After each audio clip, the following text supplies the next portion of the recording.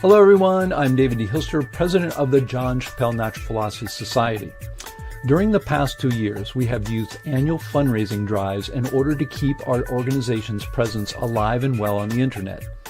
Both years we have been successful in that the monies collected have been enough to keep us afloat. This year is our third annual online fundraiser, and once again we are counting on your support. But first, I want to thank everyone who pays their annual memberships through our automatic online system. Your support is vital and provides us with important funds to keep the CMPS afloat.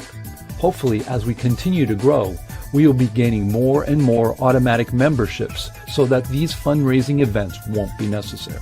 But we are not quite there yet. This year, we will be implementing several changes to our online system. Several to save money and lower our annual expenses, and another to better our discussion platform. First, we will be moving our websites and databases to another server that has graciously volunteered to host us at a much reduced rate. It currently costs us $1,400 a year for our dedicated server, given that we need complete control over our own software. The new server will give us and allow us that control, but only for $250 a year. Second, we will be moving away from BuddyPress, which is a Facebook-like plugin for WordPress, to using Discourse. BuddyPress was an interesting experiment, but the upkeep of the plugin and its general design don't really fit what we need. What we need is a robust and well-accepted discussion forum, and that is why we'll be moving our online discussions to Discourse. It costs $20 a month, which is half the price of BuddyPress. I think those currently active in our online discussions will find this new platform much more enjoyable and functional. Third, we are moving to a free version of Overleaf, which eliminates a $33 monthly fee. Overleaf was useful for us when we were publishing our own proceedings for conferences, but that is no longer needed. Our goal this year is $2,000, and I hope we can reach that goal. Whatever amount you can donate, it is greatly appreciated and needed. Your membership and donations are vital to keeping our online community of critical thinkers alive and well. To donate, go to fund.naturalphilosophy.org. That is fund, F-U-N-D.naturalphilosophy.org. Thank you, and keep up the amazing work that is driving science forward.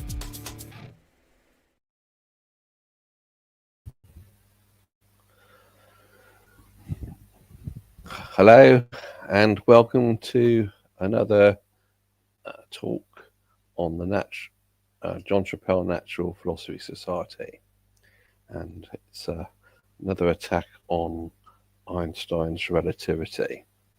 So just hold on a minute, I'll make sure things are coming across properly on YouTube.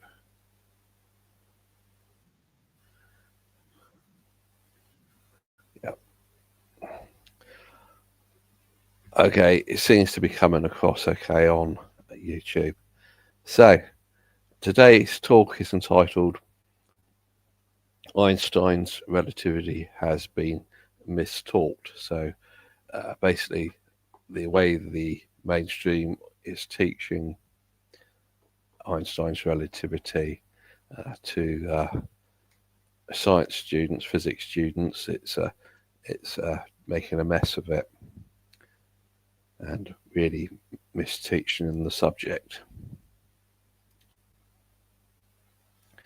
So in a sense, it's a follow-on from a previous talk that pointed out the metaphysics of relativity is omitted from being taught to physics students when they do a relativity course.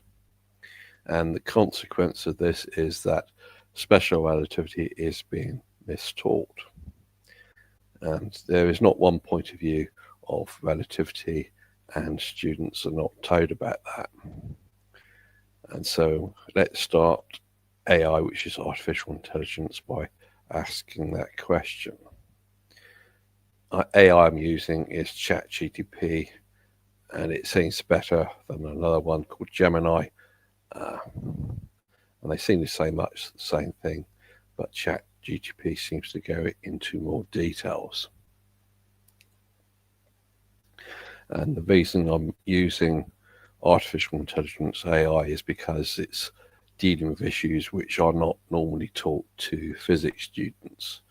I can get to find out more than what's in the relativity literature.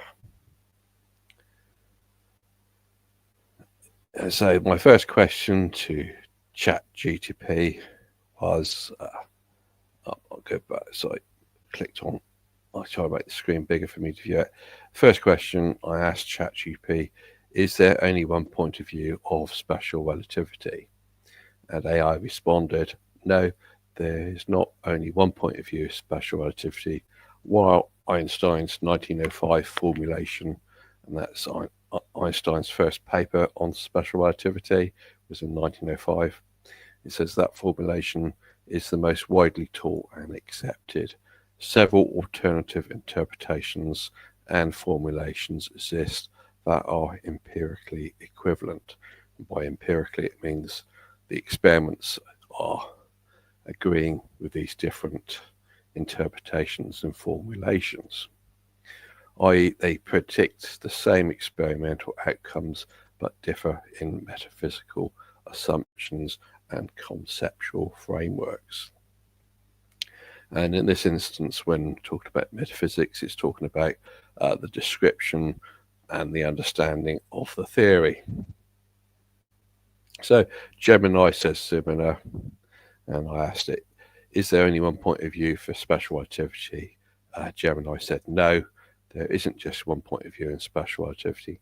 In fact, a central idea of special relativity is that the laws of physics are the same for all observers in inertial frames of reference, meaning they're not accelerating. However, these different observers can and often will measure different values for quantities like time intervals, lengths, and the simultaneity of events. However, let's stick with ChatGPT because it does go into more details than Gemini, which I found that Gemini doesn't seem to go in enough details. So I'm sticking with ChatGPT as my preferred artificial intelligence AI. So ChatGPT AI goes on. Here are some major points of view. Number one, it's Einstein's original view, which is from his 1905 paper on special relativity. And in that, there's no preferred frame of reference. The speed of light is constant in all inertial frames. Simultaneity is relative, and it emphasizes operational definitions based on what clocks and rulers measure. And it's the most common textbook view today. And so textbooks are normally presenting this 1905 version, but I think it does make a few modifications to it. So ChatGPT goes on to say, second version of interpretation is the Lorentzian interpretation, and that's from the Lorentz ether theory.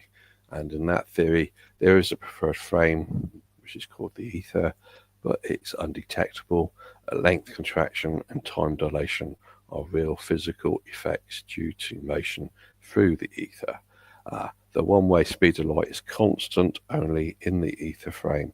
Other frames appear to measure it as constant due to physical effects and synchronization conventions. Mathematically identical to Einstein's special relativity, its abbreviation there, SR stands for special relativity, but conceptually very different. So you've got a very different theory than what Einstein's talking about, which is supposed to be able to deal with experiments. And so in my interrogation of ChatGPT, it is treating Lorentz theory as a different interpretation of special relativity. On other interrogations, ChatGPT treats Lorentz theory as a different theory to special relativity. This is an ambiguity that many talking about relativity seem to get stuck in, but I will not go into that here and just pass. So really it's another big issue to argue about. Is Lorentz theory just another interpretation of special relativity, or is it a different theory? And at the moment, ChatGPT in this context is treating Lorentz theory as just a different interpretation of special relativity. So we would go with that version. And the third version that ChatGPT gives us, Minkowski space-time view, and that's geometrical. Time and space are merged into a four-dimensional space-time geometry. Inertial motion is natural in flat space-time. Acceleration is geometrically distinct, and this view emphasizes symmetry and invariance under Lorentz transformations. And this view has laid the groundwork for general relativity. So going from the Minkowski space-time point of view of special relativity, you are then forming general relativity. But really, in the original version of what Einstein was talking about in 1905, you don't really have that groundwork. So the fourth point of view is operational stroke instrumentalist view, and it avoids metaphysical claims and focuses only on what can be measured. It treats simultaneity and time dilation as measurement conventions, sometimes used in metrology and engineering, e.g. in GPS. It's practical but avoids deeper ontological questions. So in this point of view, things like GPS are being treated by an operational instrumentalist point of view. And that is different point of view to what Einstein was talking about in 1905. So my grief with that is sort of like, Ron Hatch, who was our famous GPS engineer, who was a distant, is thinking that GPS doesn't obey Einstein's relativity, but it's this ambiguity of special relativity between these two viewpoints, viewpoint number 1 and viewpoint number 4, which is a big issue of making that a confusing mess. If you're just treating special relativity as this operational instrumentalist point of view, then you're saying that special relativity fits in with GPS. But if you're going by what Einstein's actually saying in 1905, well, you don't really see the connection so much with GPS.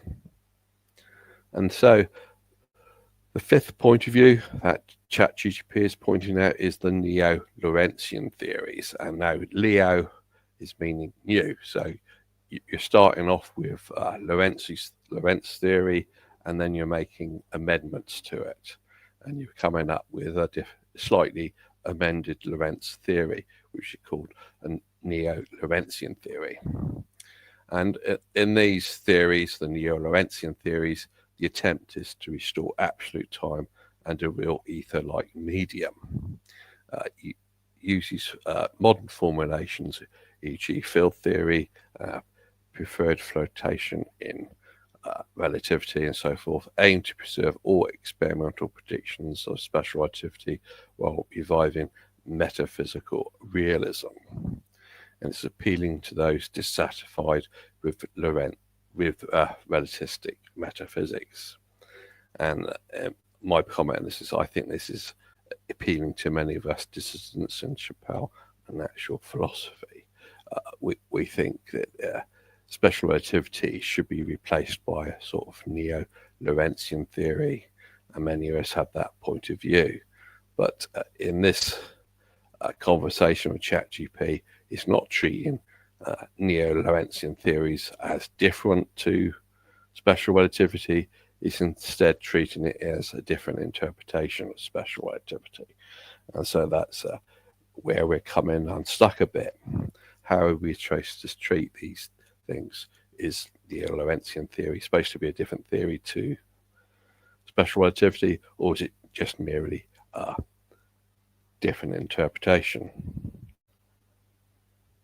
And so this is a metaphysical issue of squabbling over whether we got a different theory or a different interpretation.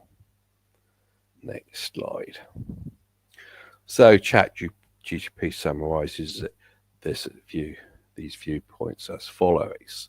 So in Einstein's special relativity, the 1905 version, you've got no preferred frame, but Lorentzian ether theory has a preferred frame. Minkowski's view doesn't have a preferred frame. Operational point of view doesn't want to say, and neo-Lorentzian point of view is saying yes, there is a preferred frame. So you've got all these different points of view upon the issue of whether there is a preferred frame. And you can carry on to go on to the issue of the relativity of simultaneity, and these theories have different point of view on it. And if you are treating it as different interpretations of special relativity, then special relativity has different points of view upon these issues.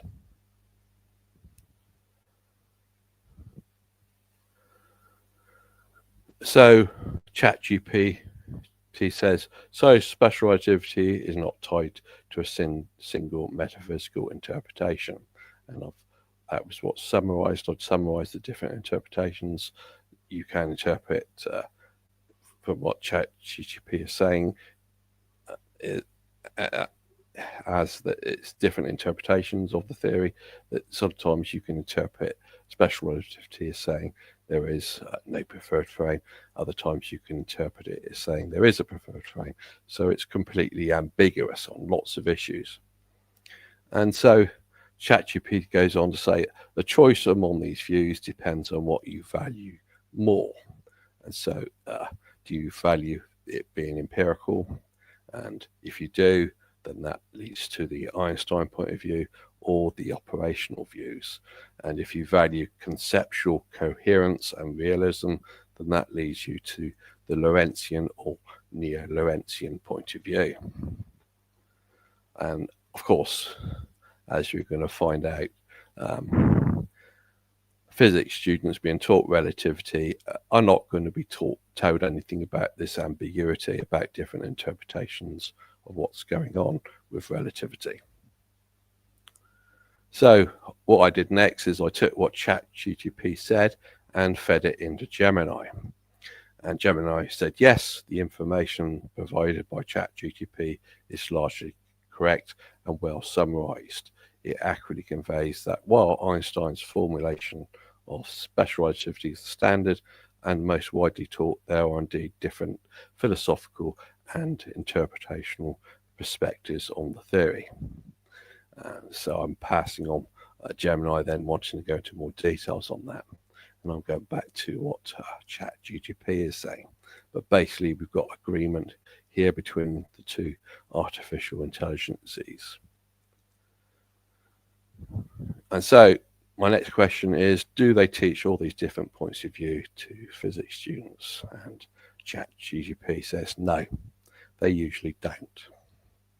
And so we're getting to the nitty-gritties of why Einstein's relativity is being mistaught.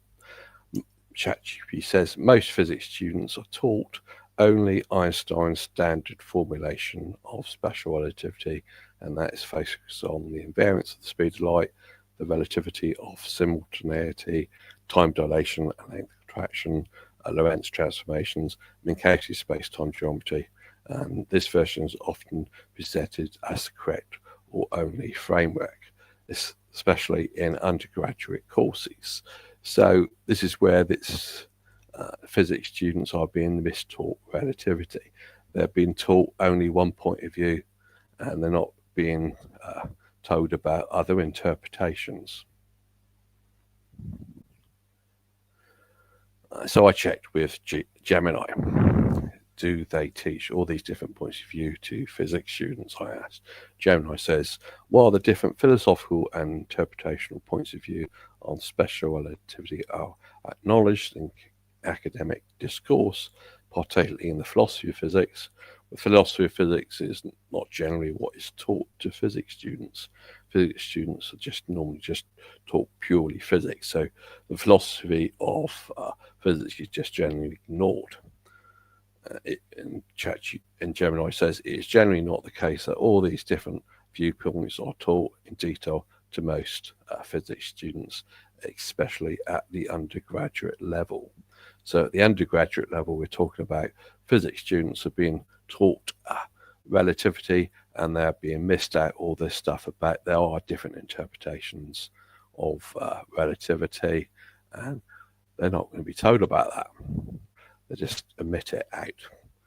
Students are being misinformed and given the false impression that there's only one point of view for interpreting relativity. So ChatGPT and it gives the following reasons why other views are often omitted. And the first one is about, they want to teach relativity as simply as possible. And so they want to introduce only one clean, mathematically elegant theory, helps avoid confusion at early stages. So the first reason is they don't want to confuse the students by pointing out there are different interpretations. And the second one is historical momentum. Since Einstein's interpretation won out historically, it's become entrenched in the textbooks. So that's not a very good excuse either. Really, there's a great deal of literature in the history about these different interpretations, but sort of like, no, they're not going to bother telling the physics students. And next one is philosophical minimalism. Modern physics tends to emphasize what is operationally measurable, not what exists behind the scenes. So they're not going into sufficient philosophical detail there. They're trying to omit as much philosophy as they can. The next one is metaphysical reluctance, and that is the Lorentz and neo-Lorentzian views bring back debates about absolute space and time, which many physicists consider unnecessary or outdated. So they're not going to explain to the physics students this problem of this debate between absolute space and time with what Einstein was talking about. So students are once again being misinformed about that, and many of us dissidents in Jean Chapelle natural philosophy have a point of view that they shouldn't discard absolute space and time. And the fifth reason they're given is circular constraints. There is limited time, so instructors often avoid deep conceptual alternatives that require more philosophical context. So they're coming up with this excuse they don't have time to cover it. But my gripe with that is, well, they don't even mention it. They don't even sort of mention it. Oh, they kind of like, oh, by the way, we're teaching you one interpretation of relativity, but actually there are other interpretations which we'll not be dealing with. They don't even say that. They just plunge straight in, given the false impression that there's only one interpretation. So they are misinforming the students. And so next question is, when are alternatives taught? And ChatGPT says it's done at graduate level or philosophy of physics courses. So at the undergraduate level where you've been taught physics, they're going to miss out telling you anything about alternatives, and talking about alternatives is usually pushed over into the philosophy of physics courses. When I pointed out physics courses are trying to avoid philosophy, so they push that out. And next, in some universities offer elective courses that cover historical and conceptual foundations, including Lorentzian relativity, operationalism, and the philosophy of space and time. But that is, I think, very few courses are doing that. Most of the time, physics students, they decide, I want to study physics, and so they're going into physics, and they say, well, dealing with relativity, they just deal with the physics part, and they miss out the philosophical part. The next issue is history and philosophy of science programs. So they do cover it in those programs. That these often go into the metaphysical and interpretive questions avoided in standard physics education. So it's pointed out that there's a whole different section of education where they are teaching something different to students. It's in the physics students are being taught a very narrow point of view on their subject, and they're not even being made aware that there's other things involved. And so my comment is, so teaching of it is a rarity and it's not taught at undergraduate level. That's what is taught at undergraduate level is bad. I got missed out the H this time. ChatGPT consequences of this omission. Many physics students mistakenly believe that Einstein's view is not just empirically successful, but metaphysically unique or self-evidently true. And that's the problem. They're only teaching one point of view of relativity. They're not making students aware that there are other point of views. And so students are then getting the mistaken belief that there is only one point of view, namely the one they're being taught.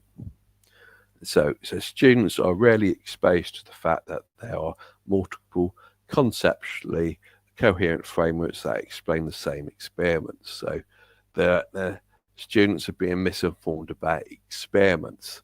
They are given the false impression there is only one interpretation of experiments, when there isn't, there is more. And so that this then leads to philosophical naivety and dogmatism in interpreting physical theories. So this is the consequences of them being taught only one point of view. They become philosophically stupid, which you call naive, and it also leads in them to being dogmatic. They suddenly form a dogma where they think what they've been taught is the only point of view when it isn't.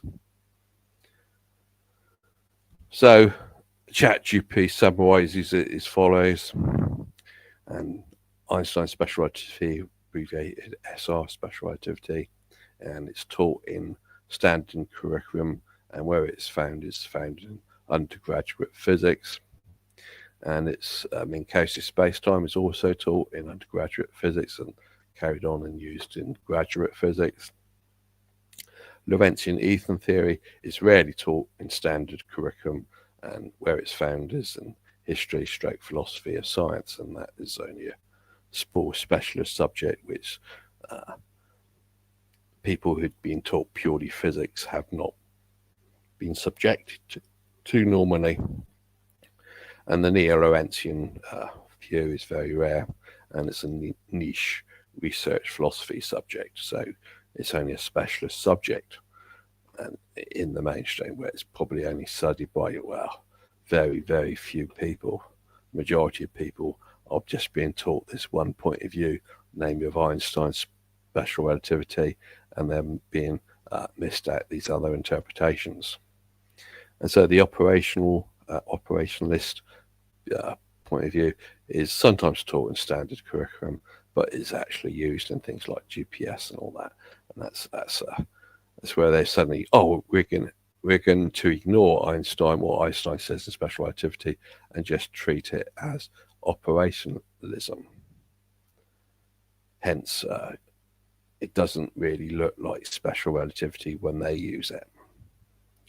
So I checked this with Gemini, and Gemini says, yes, the provided text on ChatGPT is largely correct. Physics education, especially at the undergraduate level, predominantly focuses on Einstein's formulation of special relativity. And so I asked, is it usually taught to physics students that there is no ether?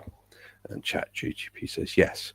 Physics students are usually taught that the ether does not exist, and often in strong dismissive terms. This view comes primarily from the historical narrative that 1. The Michelson-Morley experiment failed to detect Earth's motion through the ether. 2. Einstein's 1905 theory of special relativity made the ether unnecessary. 3rd, since relativity explains all known phenomena without requiring an ether, it is said to have eliminated the ether concept. 4th, therefore, the ether is typically described as a disproven or obsolete hypothesis. And so there's a great deal just said then which I would disagree with. Ether has not been disproven. You've still got ether in the Lorentz theory, and when you're treating Lorentz theory as a different interpretation of the maths and the experiments, well, you haven't disproven it. It's just they're taking Einstein's 1905 point of view and deciding, oh, we're just going to ignore it. So ChatGPT says the typical teaching method, ether was an old idea like phosphorus or calorific, and those are old ideas as well. When I look into those, I don't really think they should have been dismissed fully. Anyway, putting that aside, carrying on what ChatGPT says, it was a hypothetical medium for light waves, like air is for sound. Einstein's theory made it redundant by postulating that light doesn't need a medium. Since no experiment could detect a preferred frame, brackets ether, we discard the concept as unnecessary. And so there was a great deal there that I could pick up on and start arguing about. But anyway, that was ChatGPT trying to give the official point of view from the mainstream. ChatGPT says, but Einstein's theory made it redundant by postulating that light doesn't need a medium. And I say, but Einstein's 1905 special relativity gave two postulates, and that claim was not among them. So that would make it a third undeclared postulate. So suddenly, well, he's making a postulate that light doesn't need a medium. Einstein doesn't say he's making a postulate like that. So he does say that ether is, he thinks superfluous, but he's not declaring that a postulate. So you're assuming something. You're making another assumption here. You're supposed to have only made two assumptions in his 1905 paper, and suddenly there's a third undeclared assumption being made. So there's a great deal here to complain about. So ChatGPT says, but this view is philosophically loaded. What students are not usually told is that Einstein himself later, around 1916, reintroduced the concept of ether, not as a material medium, but as a space-time structure with physical properties. So once again, here's something else which students are not being told about, that they're being taught in this dogma that there's no ether, and they're not being told that Einstein changed his mind about that. And then ChatGPT continues, according to general theory of relativity, space is endowed with physical qualities in this sense, therefore there exists an ether. And that's what Einstein says in 1920. So ChatGPT goes on, the Lorentz interpretation still makes sense today and is empirically indistinguishable from Einstein's special relativity, but posits a real ether and absolute simultaneity. And that's something else which is not being told to students. The absence of experimental detection of the ether doesn't prove its non-existence, only that it is undetectable under current methods. That's something else not told to students. There's a great deal of things not told to physics students. ChatGPT goes on to say why the ether is dismissed, and the first one is operational bias. Modern physics often favors what can be measured, not what really exists. So the ether might really exist, but because they can't measure it, they're deciding to ignore it by this bias. And next one is historical triumph. Einstein's success reshaped the narrative. So they're given this narrative, this story, which they're giving to people, and they're basing it upon what Einstein says, and they're not acknowledging that there's other points of view. Next one is philosophical simplification. It's easier to teach space-time as fundamental than to discuss metaphysical debates about media or absolute frames. So once again, we're going to make this, we're going to dumb things down for physics students.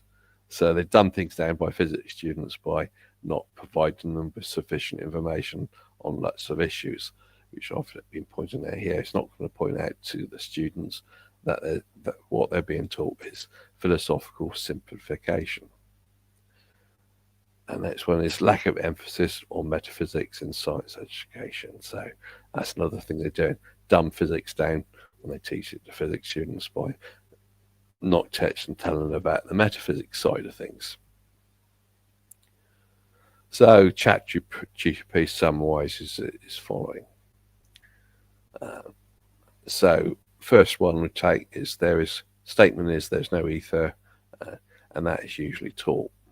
And is it philosophically accurate? And it says not definitively. So it's not a definitely true statement to say there is no ether, but students are being misinformed and they're being told there is no ether.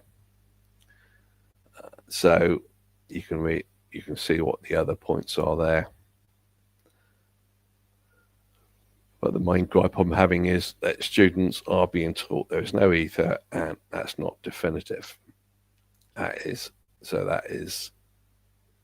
a lie to them, really. So I checked with Gemini. Gemini said, yes, the analysis provided by ChatGPT is overwhelmingly correct and offers a nuanced and accurate picture of how the ether is treated in physics education. So now getting on to the fundamental question, I then asked ChatGPT,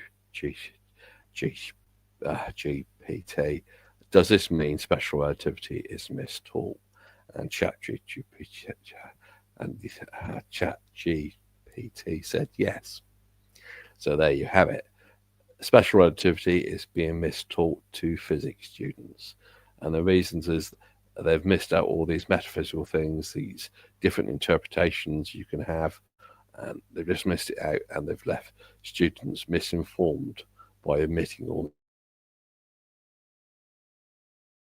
in special relativity. ChatGPT is yes, it is mistaught in an important sense. Special relativity is often mistaught, or at least taught in a philosophically incomplete and historically misleading way. And it wants to break that down. So that's what you've got. You've got physics students being taught relativity, and it's a distorted version of relativity. They've been misinformed.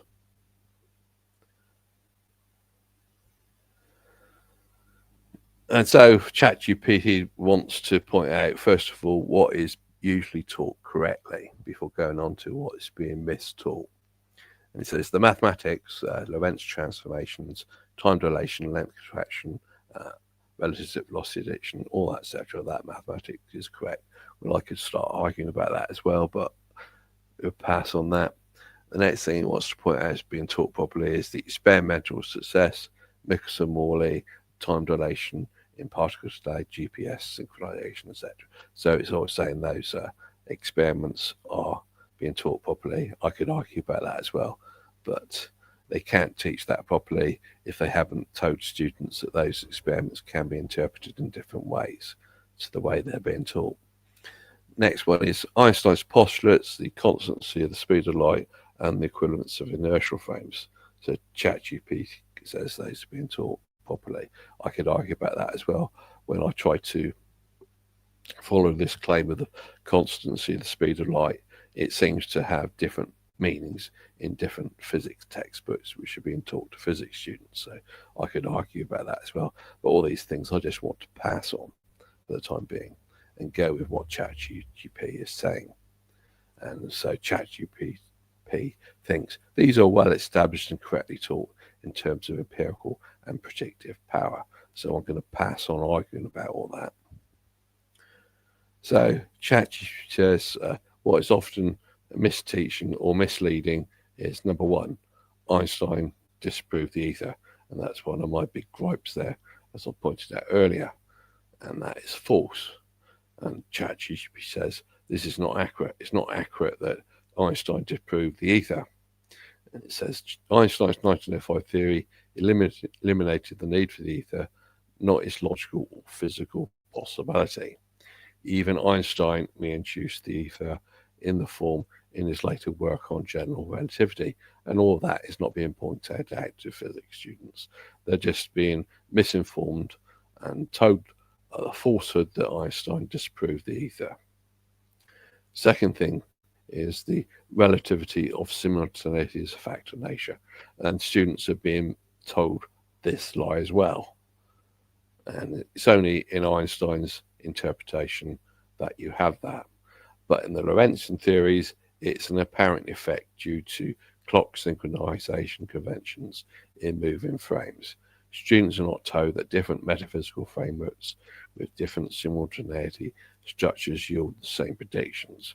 So they once again, so these two things, 1 and 2, Einstein disproved the ether, that's false. The relativity of simultaneity is a fact of nature, that's another false thing they're taught. So physics students are just being taught things that are false. And so we're going on to the next false thing, number 3. And so physics students are taught the speed of light is the same in all directions, in all frames. Absolutely. And that is false. And actually, this is a confection. That's the Einstein synchronization convention. Only the two-way speed of light is experimentally verified. The one-way speed of light depends on how clocks are synchronized.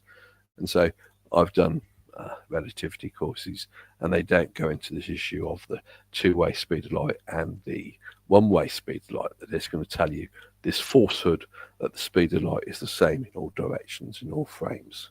And that's just false. And they should be really touching on this issue of the one-way and the two-way speed of light. And in my experience, they haven't done that. Number 4, there is only one correct interpretation. That is false as well. So if they're being told that by the physics lecturer, teacher, or whatever, that there's only one correct interpretation, that is another falsehood, because ChatGPT says it's not true. But Einstein, Lorentzian, and operationalist views are empirically equivalent. And it says, yet students are rarely introduced to alternatives or even told they exist. So they're just being misinformed about the interpretation of relativity. And number 5 is the metaphysical implications are ignored or asserted without support. So this is where students are being misinformed about metaphysics. And as ChatGPT says, students are usually told time is relative or space-time is real, as if these were empirical facts, not philosophical interpretations. So students are being misinformed when they think they're being told empirical facts. And it's not. They're not empirical facts. Students are just being lied to again.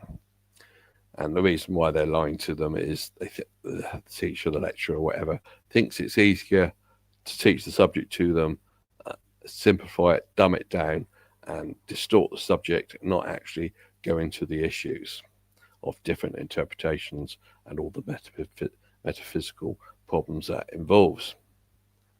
And so ChatGPT points out this confuses projective success with ontological truth. Ontological truth is the nature of things. So when they're teaching relativity, they are confusing the student by not telling them what is the nature of things in the universe. They're just making up this nonsense. So ChatGPT summarizes as follows as why this matters. The first consequence is philosophical confusion, and the impact on students is students mistake coordinate effects for physical realities. So students are being messed up when they talk about these coordinate transformations. They're just being misinformed again. And consequence is lack of critical thinking. Students assume current theories are metaphysically final.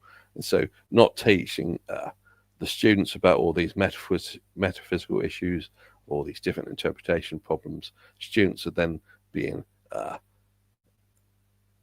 not open to looking at all these different interpretations and apply critical thinking to it. Instead, the students are being told something and they think that's the final word on the subject when it isn't. So the students are being having their critical thinking blocked. The next one is the historical distortion, and it's pointing out Lorentz, Poincaré, and Einstein's differences are erased or oversimplified. So it's not, most of the time, these teaching of relativity to physics students is missing out the problems of how relativity developed from these people like Lorentz and Poincaré before it got to Einstein. They're just dumbing down the historical account, in other words, distorting it. And the next thing it brings up is dogmatism. Students are taught not just what works, but what to believe. So the students are being told this stuff without being subjected to all the metaphysical stuff, and they're just going away thinking they should believe it when there's nothing there to believe. It's sort of like, well, it's not the final word on anything, but they've been lied to in the education system by having it dumbed down, and they think they've been given the final word, and they're going away with thinking this is the thing to believe when it's not. And so ChatGPT then wants to tell us a better way to teach special relativity, SR, special relativity.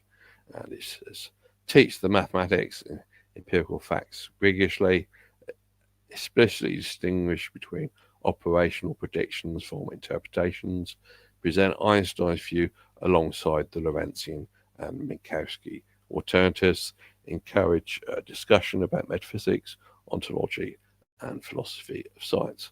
So most of that is not doing. It's just not doing it. It's not presenting Einstein's view alongside the other views. It's just presenting its distorted view of what Einstein has given, and it's not going into the ontology and the philosophy issues, etc.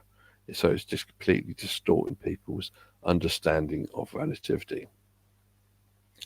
So ChatGPT then says final word. So yes, special relativity, as commonly taught, is often mistaught, not in its math or predictions, but in its philosophical framing, historical context, and openness to alternative interpretations. Restoring this debt would make physics education more intellectually honest and richer. So I checked this with Gemini. Gemini says, yes, the analysis provided by ChatGPT is entirely correct. It offers a sophisticated, accurate, and well-structured breakdown of the issue that aligns perfectly with critiques made by historians and philosophers of science. And involved in all that is, of those critiques, many of them are critiques made by us dissidents who think Einstein's relativity is wrong.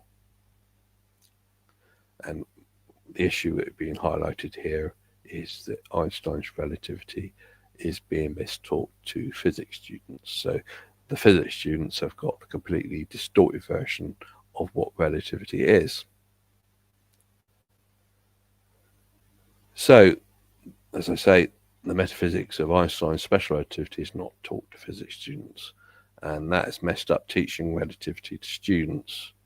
In this analysis by AI, artificial intelligence, Lorentz theory has been treated as a different interpretation of special relativity. That leads to confusion with people who are not doing that and are instead treating Lorentz theory as a different theory to special relativity. If metaphysics of relativity was taught, then confusions like this could be sorted out. But of course, it's all being omitted. And that's basically finished. So that is the summary of it. If you're trying to have a proper conversation with somebody who's just fresh out of university, taught relativity at an undergraduate level, well, they're being just given a completely distorted version of what relativity is. So you can't have a proper intellectual conversation with them about relativity, because everything they believe about relativity is false. Instead, they've come out with a dogma of what they've been taught is correct, and they are completely oblivious to all the things that have been missed out from what they've been taught. the subject should have been taught in a better way, but was not taught in a better way, and has completely distorted the subject to them. Thank you. That's the end. Finish. So we're now open to questions. Oh, hey, I am back. Hi. So I'm on full screen at the moment, so I got to come down. How are we coming down? Is there any hands up in the green room? I think. No, I don't think there's any hands up. So safe from that. So I've had my little rant. So of complaining about physics students are being prevented with a load of lies. I don't think there's anything relevant here. So it's got the private chat. Usually, I don't say James saying something like use of AI as a source indicates no new ground in taught. So I don't know what he means by that. I'm using AI to get onto issues which are not normally in the physics literature that is taught to physics students. So AI will touch on things which is not in the normal literature. So,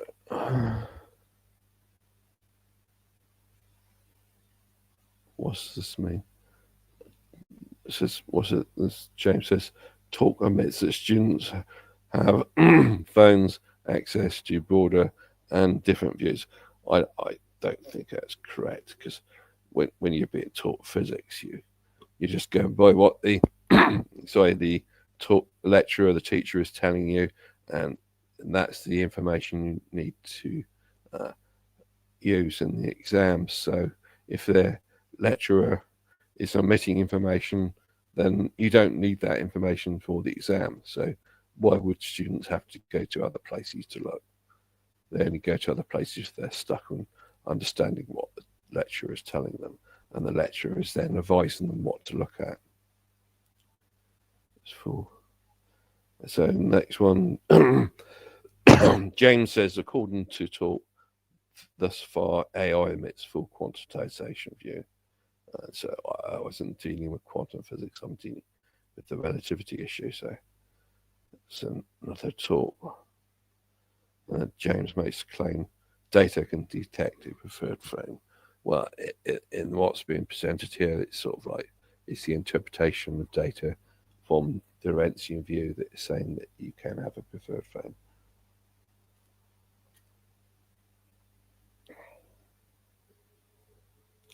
Next thing he says, James says, Lorentzian view fails, but well, that's why they go to the neo-Lorentzian view, where you add more things onto it. So I don't know. So I don't think that's relevant. So that was the private chat. So let's go to the general chat, see what we're going on. Most people talk among themselves in the general chat. So take my time, go down and see what's relevant.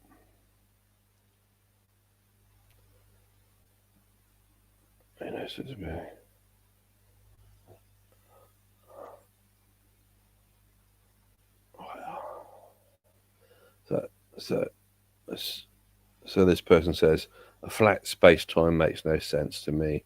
Space, it's all the same up and down to all around. Matter, it's the one that makes the 14 levels of order.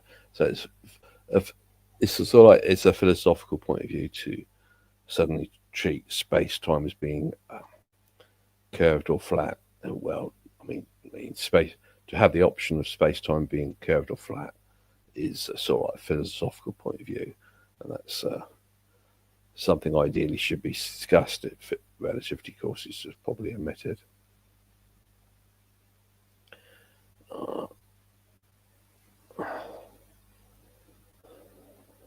So something about one comment about Tesla. So so Tesla, he had ether in his theories. In his work, he talked about ether. So suddenly, when these physics students are told incorrectly that there's no ether, they then incorrectly think they can ignore the sort of things that Tesla is talking about.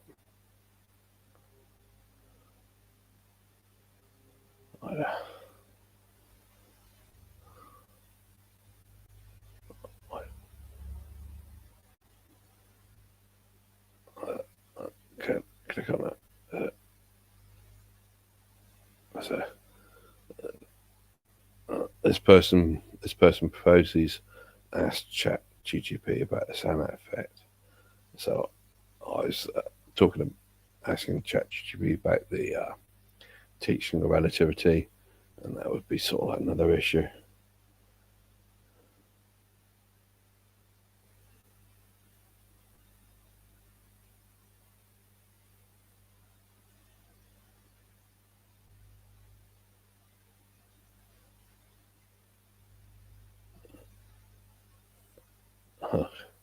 This one's interesting. So he said, so the professor says, I said to ChatGPT that it's been proven with fiber moving in linear motion, its response to stay in frame 1 option or use Lorentz ether theory option 2. I responded, perfect, choose Lorentz. So if you on the I think that's a SAMAC experiment you talked about. So ChatGPT is advising you to use the Lorentz version, Lorentz theory or Lorentz interpretation. So suddenly, when it gets down to nitty gritties, telling you to use a different interpretation than what Einstein was talking about in 1905.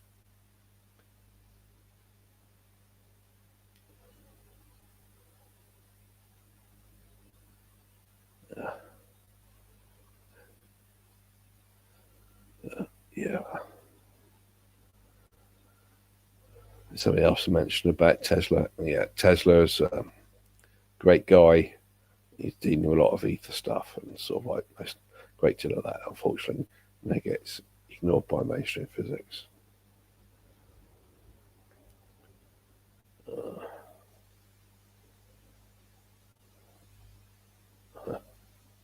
So some comment about Nostradamus.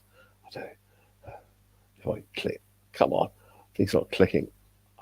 Show. Click on the show. So I went to the Nostradamus College of Quackery, so not really relevant.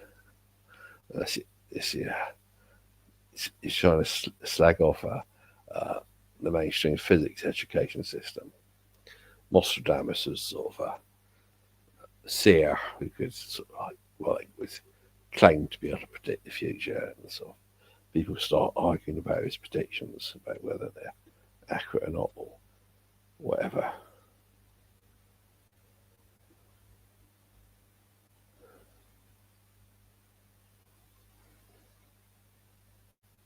What's it?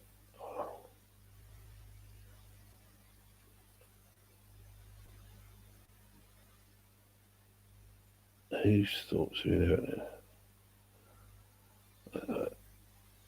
Getting comments here like, whose thoughts are we living?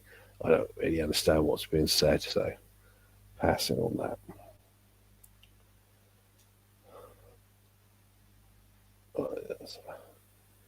Yeah, so about to say, yeah, am I a Tesla? Yeah, okay. Tesla's got ether, and ideally, we should really be in the Lorentz theory, where you've got ether, and then it sort of like should then become the near Lorentz theory, where you're trying to update it to account for things better. But that's not what the mainstream education system is based upon. It's based on this distorted view of physics which comes from Einstein in 1905. So that's it. I think I covered with all these comments. Hide that one.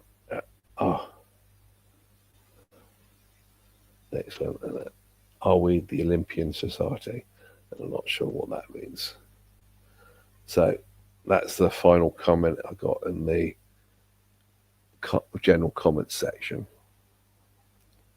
So what time have we got now? Is it 4 o'clock?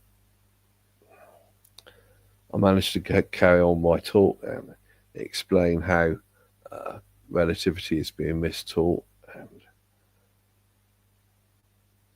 The problem for us dissidents is that's all we're faced with is a new generation of students that are being taught relativity, and it's a distortion. It's not a proper teaching of relativity. So when you start kind of like complaining that relativity is wrong, these students have been mistaught relativity, and so they don't even know that what they're being told is false. Okay, so I don't see any hands up in the green room. So I've dealt with the comments. So I could bring up my other slide. Oh, I got a hand. Okay. Hi. Hello, Vladimir. Hi. Hello. Hi, Roger. Hi. Thank you so much for very simple, very clear lecture about special relativity. In Yeah, my it's a rant. opinion, you must give this lecture to all universities around the world because this is the only one way to start teaching students in physics by different opinions and different explanations.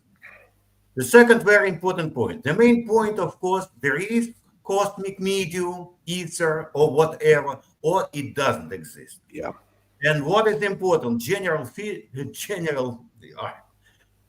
general relativity, it doesn't matter for them. You know, sometimes they're talking there is a vacuum only. Sometimes there is an ether. As you told to the Einstein in 20th, he told that there is ether. What is important? Even Friedman equations, they have pressure, they have a density, mass density, and so on and so on. It means even in Friedman equations, it was exactly the solution of general relativity equation was done for ether. Without ether, it doesn't work at all. The next very important point, there is no logic in special relativity right now. There is no cosmic medium. But what we're going to do with microwave background radiation? This is a part of the cosmic medium. We are measuring even speed of our sun, speed of our Milky Way against microwave background radiation. You see, there is an absolute frame of reference. And we are measuring speed of our macro objects against this system. You see, the next very important point. Even intergalactic plasma exists, experimentally exists. It's measured by fast radio bursts in conjunction with classical physics for plasma physics. That's why to neglect right now, to reject cosmic medium, it doesn't fair. It's against experimental results with microwave background radiation, with intergalactic plasma, and so on and so on. That's why the words it exists, not exists, it's experimentally proved, confirmed. That's why please stay with absolute frame of reference, with absolute time, with absolute space, and start doing the right special relativity, taking into account a confirmed already experimental result for this proof. The very important point is, as for me, we must not only to tell about special relativity in the new world, we must rewrite all textbooks for students because special relativity is at the very beginning of their education. And if it's wrong, then all the rest, the courses will be wrong because they based on the wrong special relativity. Yeah. That's why you must give this, lecture to the university. Negotiate with them. It takes only 40 minutes, 45 minutes, not more. That's why there's not enough time to explain something. Forget it. What is important? Your lecture is contemporary, using artificial intelligence. People right now, students, they love it. That's why, it's not 1905 or 1920 time. It's a contemporary lecture. That's why I enjoyed your lecture. I wanted you to promote it, to give to all the universities around, and to tell them, guys, The very first point, cosmic medium exists or not exist? Exists. We have confirmation. As for the Michelson-Morley experiment, they tried to find some reason, some value of it. But let me remind you, many times I told you that this ether, cosmic medium, is a very rare medium. We have only one proton per 4 cubic meter. What kind of resistance of this medium we want to have against our movement of our Mother Earth? It's not liquid. It's not ether like in the liquid. It is a very rare field around us. And microwave background radiation exists. Fast radio burst exists. You have intergalactic plasma, yes, it is. But it's a very rare. That's why to expect that there is some influence on the Michelson-Morley experiment, it doesn't. It doesn't. There are more sensitive experimental results with microwave background radiation and fast radio bursts that they confirmed, they proved. That's why the beginning of any textbook for physics must start from this Nikola Tesla, reference. Many Yeah, times Tesla. he told it must be obsolete. We must start everything from the beginning, from Nikola Tesla. He is my physical god because he was so smart, so genius. He told exactly what is going on right now. He didn't have this experimental proof, microwave background radiation, fast radio burst, but he foresaw this, cosmic medium in his mind, in his brains. I don't know how, because he was genius. I cannot ask him right now how he could do it. Thank you so much for your lecture. I enjoyed it. It's a very clear, very simple, and even undergraduate students can understand you easily. Please give your lectures to all the universities around. Maybe around you have some university. Start with them, and you will see the response of students. They will be lucky to hear this lecture. Thank you so much, and have a great day. All right, thank you. Cheers. Okay, thank you, Vladimir. Yeah, so I think so Tesla's brilliant. Tesla's genius, yeah, and all the physics textbooks have to be rewritten. So, okay, this professor here points out, I know that students in college hate special relativity, STR. They consider it nonsense. I think I've tried to illustrate why they consider it nonsense here, because there's lots of different points of view of how to interpret things, and they're not going into that issue. They're just missing out lots of things which they should be telling physics students. And so they're given a dumbed down version of the subject, and that's completely distorting it, hence why it looks like nonsense. Now, on the issue of getting this out to, say, physics students, I think the problem is with physics, as far as I understand it, at the moment, is that students are only really concerned with passing exams. So they want the information that they need. They only want the information needed to pass those exams. So giving them information which they don't need to pass exams is an extra burden on them. So really, the whole structure of physics education should be changed, so that the information they need to pass the exam includes about the metaphysics of relativity and so forth, and all the things they're missing out at the moment. So the whole subject needs changing, the course needs changing, and so the students are then aware properly of what the subject is about. But at the moment, they're given a dumbed down account of relativity, and that distorted dumbed down account of relativity is all they need to pass the exams, and that's just giving them nonsense to believe. So that's how bad things are. So going on to the next person. So this professor carries on and says, engineers ignored special relativity, special theory of relativity, STR. They cannot understand special theory of relativity. It's impossible to understand because it is nonsense. Well, I try to explain a bit about its problem in metaphysics of trying to understand it, and the method. If you go into the issue of metaphysics, that's why it doesn't make sense.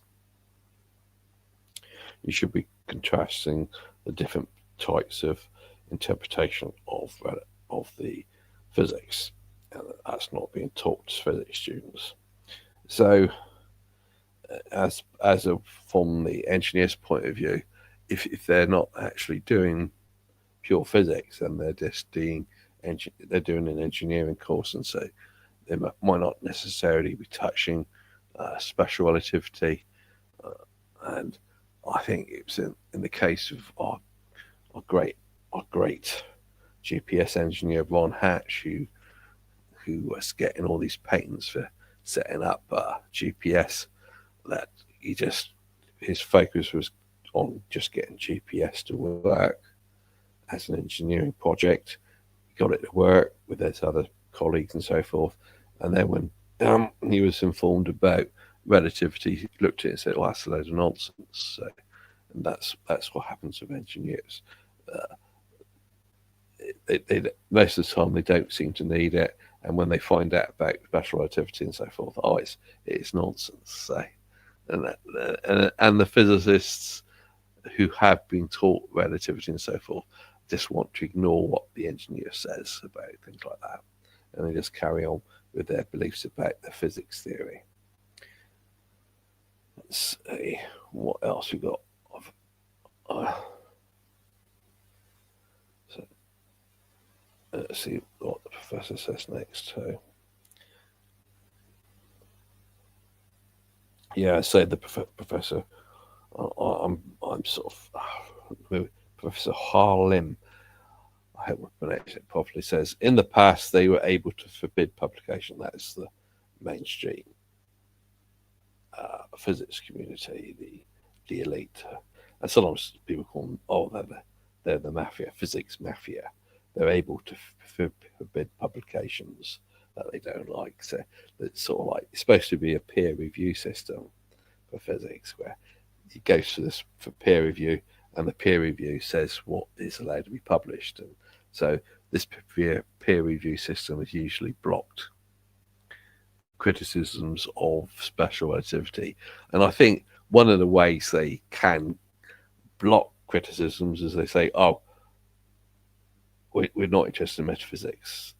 So they want to put metaphysics out of the physics publication. So we are a physics journal and we're not dealing with metaphysics. So your criticisms of relativity are metaphysical, and so we're not dealing with that. So that's one of the ways they can actually block criticisms.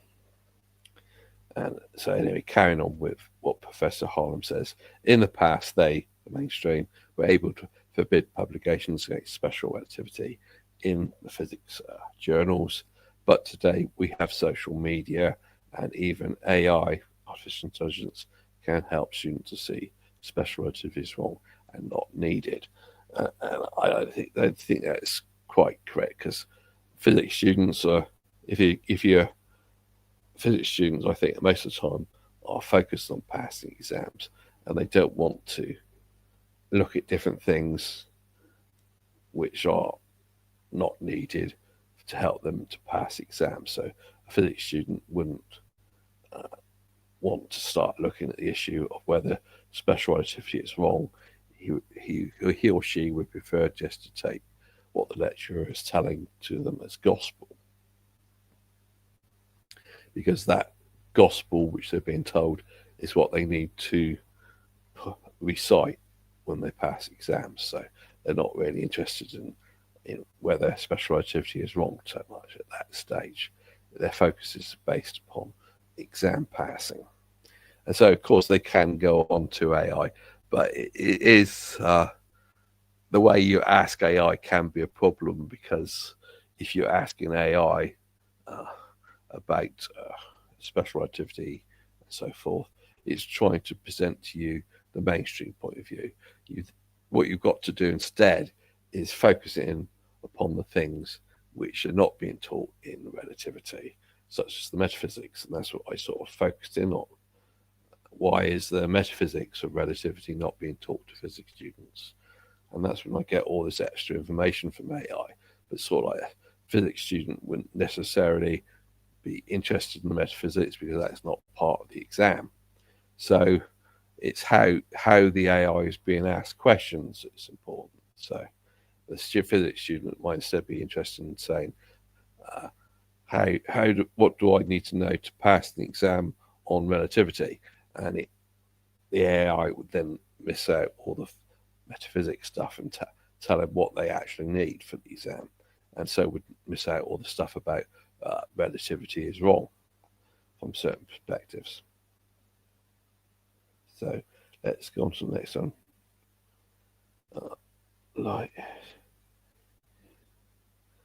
So it's talking about things like cosmic microwave background radiation, CMBR, and I think that's a diversion. So because there's a lot of talk about the CMBR that could count as an absolute frame or preferred frame, and that goes contrary to the naive interpretation of relativity, where you're not allowed to have anything like that.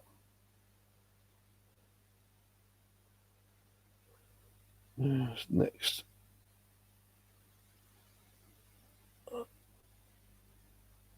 So Professor Harlan picking up on it. Yes, the students can see their exams, but at the same time make their own opinion. And some can use their different opinions when they become professors. So I think you can argue with the person teaching you relativity about certain issues, but the person teaching you will generally say you've got to accept certain things as gospel in order to pass the exam. So, and that's the problem at the time. You're not really open to looking at the possibility that relativity is wrong at this stage when your focus is just upon trying to pass the exams. And when it comes to later on, when you're a professor, when you've stopped being a student and you become a professor yourself, I think the pressure is then on you as a professor. It has to teach what is required for students to pass exams. So it's an ongoing process. As a student, you've got to recite the document back in the exam. As a professor, you're being told by the higher authorities of the university what you've got to teach to the students so they can pass the exam.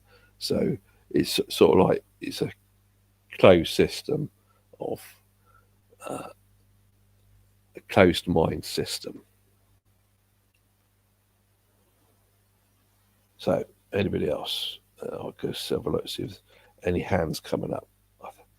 I don't know if that's a hand or not. It might be a hand. Hello. I forgot. Good morning or afternoon, wherever you are. Yeah, whatever. Yeah, afternoon. Hi. So it's a conversation about first principles, basically, and the social. Yeah, the social hierarchy and everything that runs into science all the time. Yeah. Yeah. So quantum and relative to me is basically like a particle in isolation in a vacuum, and so you need some connection, some type of way, in order to work towards a unified theory, at least in that particular school, pushing to. I don't even know if they're trying to do that, frankly. It seems like not most of the time. So you get into like force carriers and things like that. Yeah. But anyway, I have been thinking about neither ether in the standard definition nor space-time, any variation of like dimensions and twisted vacuum and whatever. So it's like if you think about space as a kind of non-discrete liquid material, then it corresponds greatly to a lot of things. Like Casimir would just be pressure, and then the way that planets gravitate would be less pressure between them than outside. The Webb data about gravity at galactic fringes being more than they expected could be answered by liquid gravity instead of and then like towards the center of the galaxy or whatever. And then I don't know. So that leads to a strange conclusion though, where it's like photons and electrons are the same thing. So that would solve the dual slit experiment because electrons would just be an abstraction in a medium like a copper wire. So like energy transference would be something like a 0.5 principle. It's not really a particle. So if two of these things run into each other, because everything's touching, in this theory, there's no like space per se, there's no vacuum. So everything's touching and everything's a energy transfer via basically a flow. So they wouldn't even have to be particles per se. So electron orbitals and everything would work a lot differently. But then those two things could combine, and that would collapse the wave function into a particle pattern instead of a wave interference pattern. It answers pretty much everything that Michelson-Morley would not have found turbulence, because there is no turbulence. It's just a contiguous system, and the black matter, I call it, instead of dark matter, would be it's non-discrete, and it's always the same way. There's no gravity waves or anything like that.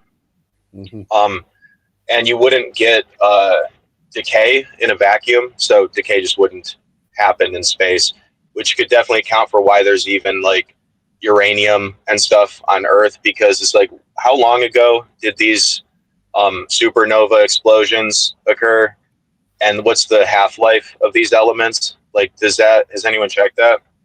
So long story short, it's all really theoretical, except for the fact that people are already building technologies off all this crap that I'm on about. So I got a one-up in that regard. I do computer coding and stuff too. I figured out how to use scalar nesting to get tetrations out of computer code. So it's basically got infinite computer power.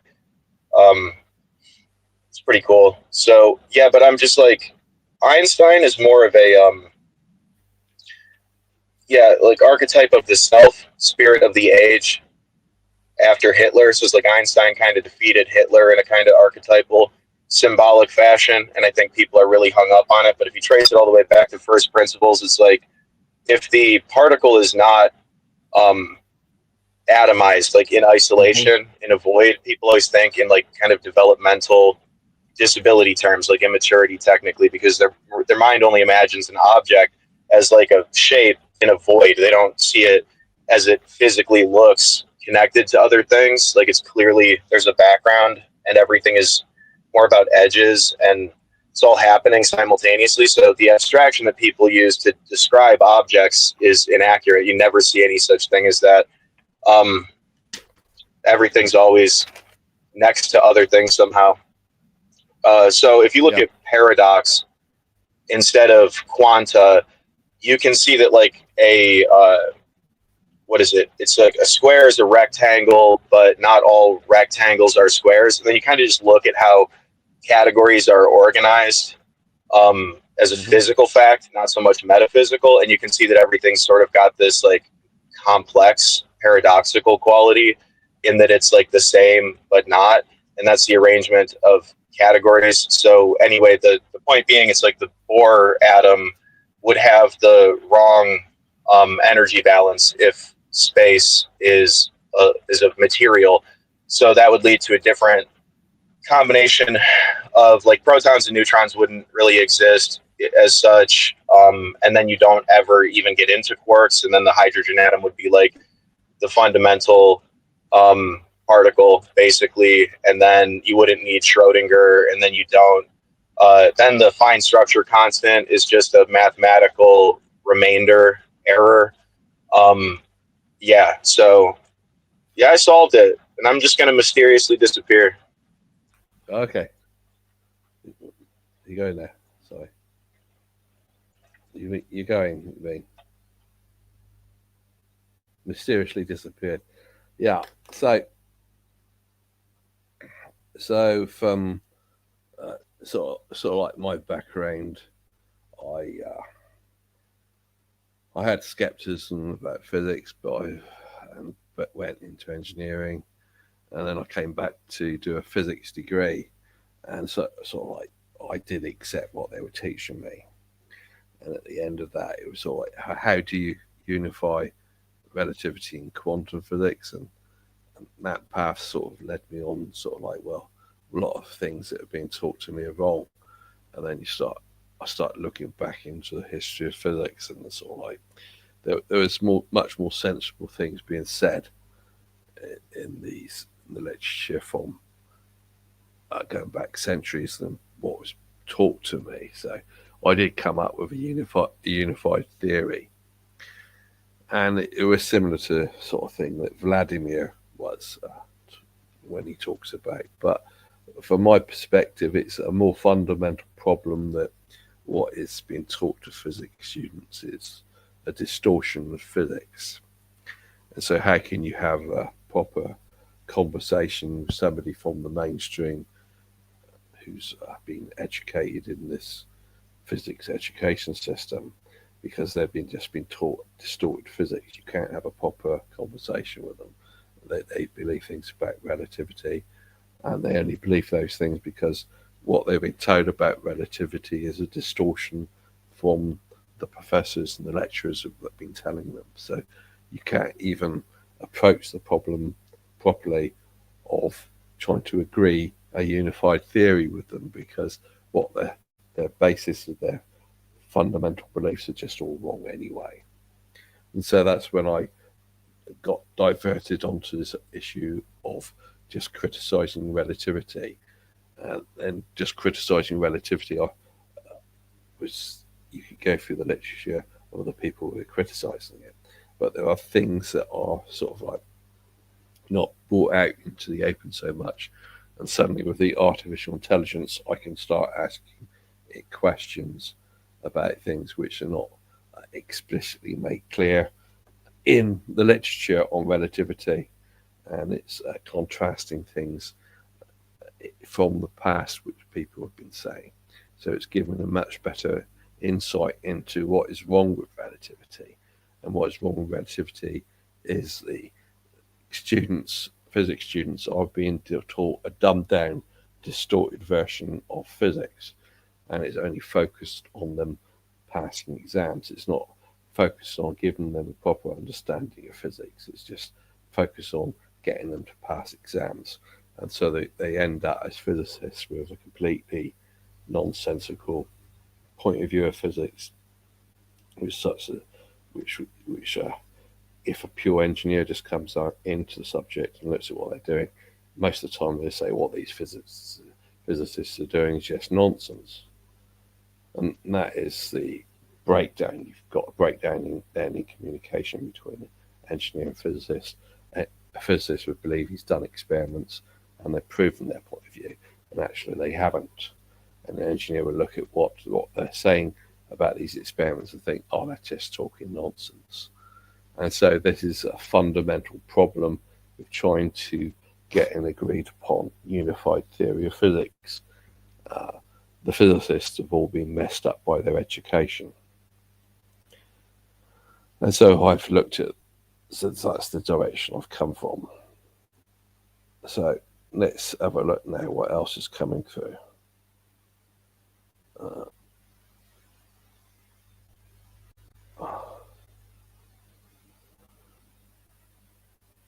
So it's gone on a conversation now about the speed of light. That's one of the things that comes up.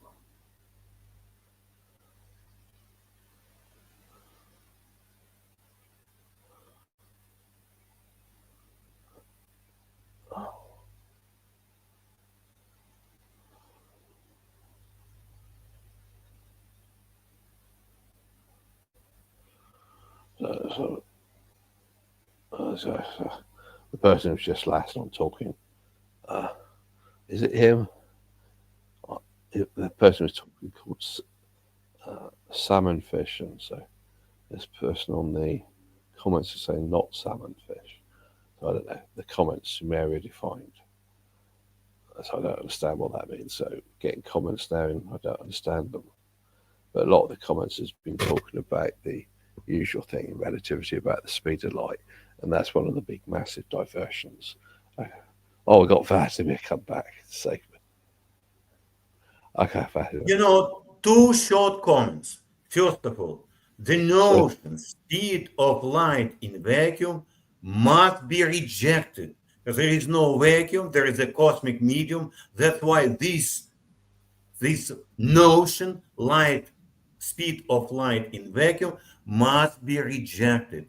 There is no speed of light in vacuum. There is the speed of electromagnetic waves in the cosmic medium. The second comment, it's your talk to ChatGPT.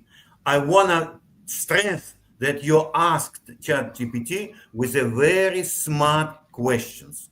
If you will not be enough smart to talk to this ChatGPT, you cannot have the right answers. That's why your conversation is a very good example how to treat AI and how to get the right answers from it. Thank you so much for smart talking with this contemporary technology. Thank you so much. Okay. Thank you. Cheers, sir. Okay, sir. Yeah.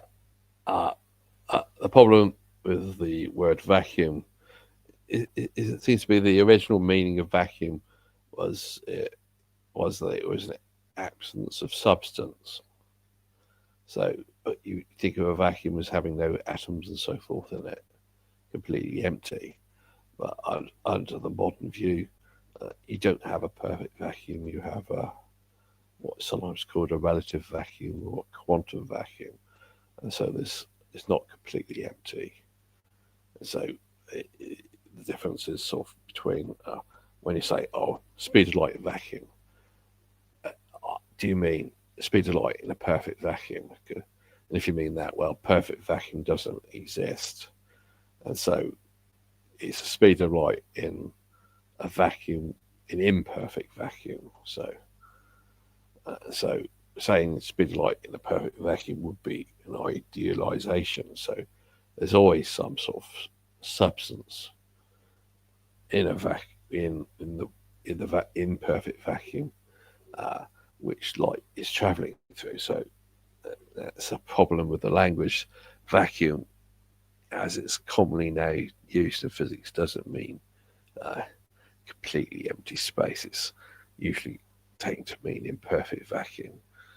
But so really, it is traveling in some sort of medium. But then you add on the computations from Einstein to relativity. All these relativity people say, oh, there's no ether, meaning medium for the light. That seems nonsensical then, because there's no such thing as a perfect vacuum. It's always an imperfect vacuum, and you've also always got something for which the light is traveling through. So that's another metaphysical issue to be confused over. What we got next?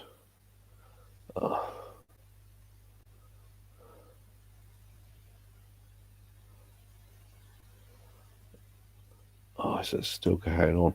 These conversations are still going on about light speed.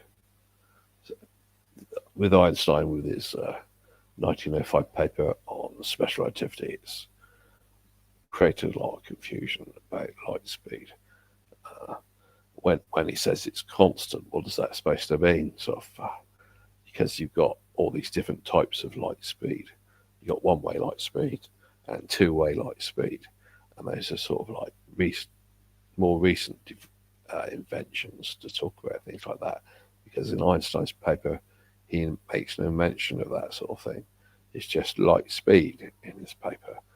But but that's not now in a modern context considered precise enough. You need to talk about two-way and one-way speed of light, which Einstein never said anything about. Also, you've got other types of speed, such as group speed of light and phase speed of light. And when you go to general relativity, they start talking about local light speed. So you got a proliferation of different types of light speed, and the subject just becomes more confusing as to what is it supposed to mean in the context of when Einstein was talking about it, because he was never using terms like that for light speed. So excuse me a minute while I have a cup of tea.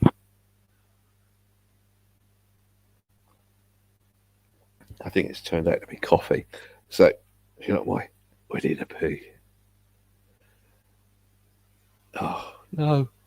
Winnie the Pooh. Winnie the Pooh coffee cup. I think Winnie the Pooh would have recognised that relativity was a load of nonsense. Yeah, there's a book on Winnie the Pooh where he explains Winnie the Pooh's philosophy, and he would have worked out straight away that relativity was didn't make sense. Should be discarded. There you go, Winnie the Pooh. Excellent. I think one of my favourite bears, that is. I think it's better than Paddington Bear and so forth. And what's the other one? Rupert the Bear. There's loads of these bears. I think Winnie the Pooh's the best because he's philosophically very interesting.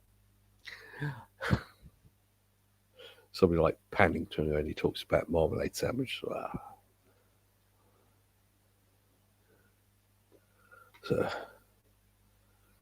I think this is probably relevant.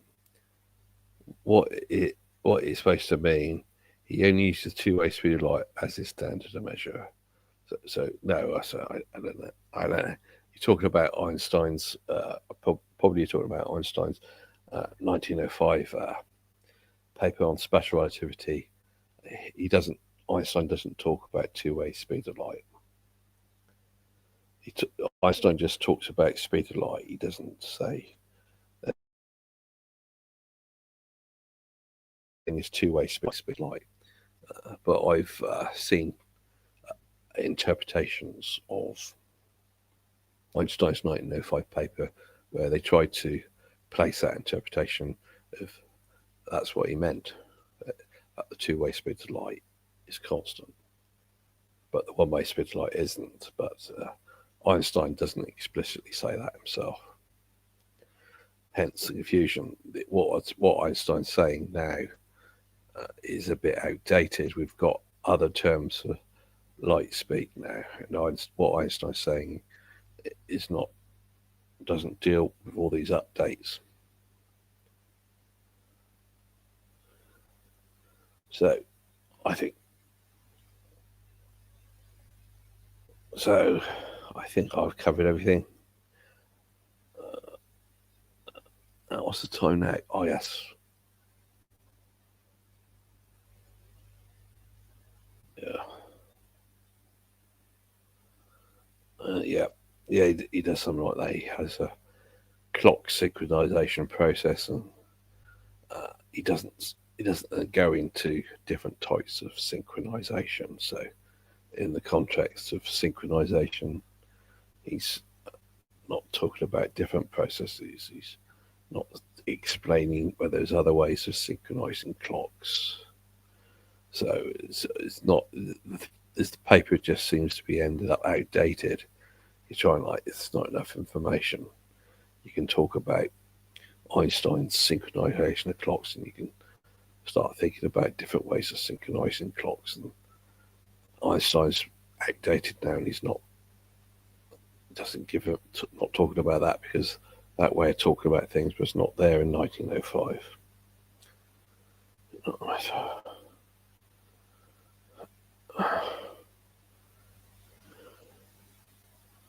So he accepts that he cannot measure the one-way speed light. Einstein doesn't explicitly say that. it's sort of like you're trying to put an interpretation onto what Einstein's saying. What Einstein's saying hasn't got the same range of words and terms that we have today. So you then we got this way of looking at relativity now from believing things about different types of light speed, and well, Einstein's not talking about that. So you then having to say, well, what did Einstein mean from our modern context? And so it's sort of like you're trying to impose something onto what he said, which he didn't explicitly say. So Einstein is outdated now, really. A bit more my coffee. Let's see if anything else turns up.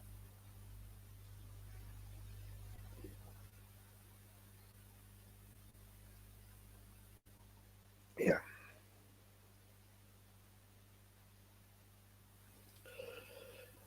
It's only through the synchronization of clocks that you can measure the one-way speed of light. I don't think he explicitly says that either. So it's sort of like somebody else coming along. He doesn't explicitly say that. So it's somebody else coming along later trying to put that interpretation onto it. And so, if I'm John Chappell Natural Philosophy Group with us, all our assistants, we would just end up arguing upon that sort of issue. Is there more than one clock synchronization method or not? I don't know. Roger, he did explicitly say in the clock synchronization method.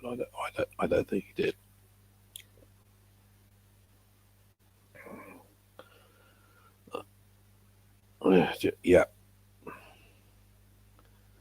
Yeah, clocks, time, the concept of time in relativity has really been messed up by Einstein. If you're going by the Newton's metaphysics in the way it's being presented to us, it's you've got an absolute time, and so why would you move from that to a metaphysics where you've got relative time, which is in Einstein's relativity? It's not a proper thought out way of why you would change that. Yeah. So it's in the equations where I suppose trouble with the equation, you start arguing about the interpretations of equations. So Einstein didn't explicitly say a lot of things about how his equations were to be interpreted, unfortunately. If Einstein didn't give references to what he was working from, it's a paper without citations of what papers he was working from. Ideally, he should be saying he's working from Lorenz's theory and cite what paper he's working from Lorenz, but he doesn't. So the impression that gets given is that he's come up with his own theory without going to Lorenz. So he's then, if you knew he was going by Lorentz theory, you could go back to Lorenz and say, what does Lorentz mean by these equations? And say, well, Einstein should be saying the same thing, but you don't have that. Instead, you've got the equations, which are in Lorenz's theory and in Einstein's theory, and you say, well, Einstein is interpreting those equations differently, and that is a metaphysical issue then. And it's all right, well, how do you interpret those equations? And so the equations are not good enough. You've got to go into more details about explaining what those equations mean. And Einstein, unfortunately, didn't provide that information. And it could be roughly understood at the time as to what he meant. But as I say, you've got these extra terms now, like two-way light speed and one-way light speed, which terms he didn't use.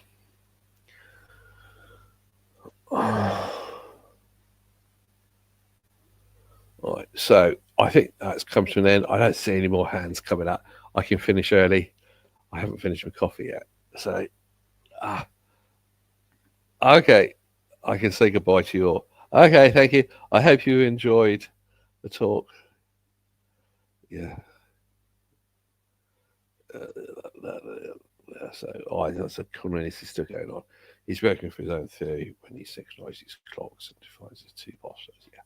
Yeah, his two postulates, as far as I'm concerned, are ambiguous as to what constant speed of light means, because he's not explicitly talking about two-way light speed and one-way light speed. So what does that constant light speed supposed to mean? He's not saying in his postulate, so it's outdated. Okay. So thanks, Roger. Okay, thank you, Cristiano. Jerry. Okay, thank you for all the people in the green room. I've got some people there and I'm not seeing anything. Not seeing their image. I got Vladimir. Thank you, Vladimir. And Carl. I don't see his image. Okay, bye then, everybody. Bye. Ciao. This Cornelius is still going on. Let's hope no. So, if he just parroted everything others said, he would not have a theory. Well, he's not saying if he's parroted everything what other people said. So, he's not saying things like, "Oh, so and so, Lorenzo, so and so," and I don't agree with that. I think somebody else. He's not saying things like that. He's not making it clear what he's parroting, if he's parroting anything. So the whole thing is just not very clear. It's, in my view, ambiguous. Okay, so I think that's it. Final comment. Thank you. Goodbye then. Cheers. Bye then, everybody. Okay, I'll bring to an end now.